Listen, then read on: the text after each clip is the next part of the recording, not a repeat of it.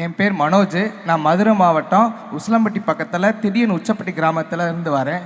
நான் இது வரைக்கும் 18 இன்டர்நேஷ்னல் கண்ட்ரிஸ் இந்தியா ரெப்ரசன்ட் பண்ணி பார்ட்டிசிபேட் பண்ணியிருக்கேன்.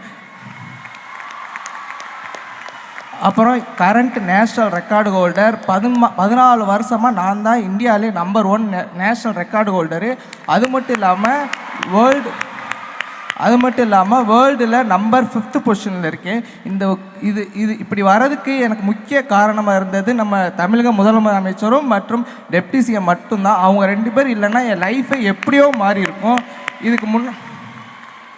இதுக்கு முன்னாடிலாம் என் லைஃப் எப்படி ஸ்போர்ட்ஸுன்றது ஒரு கனவே கிடையாது. நம்ம இப்படி மாற்றுத்திறனாளியாக பிறந்துட்டோம், நம்ம இனி அடுத்து என்ன பண்ண போகிறோம், லைஃப்பில் அவ்வளோதான், நம்ம லைஃப் முடிஞ்சிருச்சுன்னு தருணத்துக்குலாம் நான் போனது உண்டு.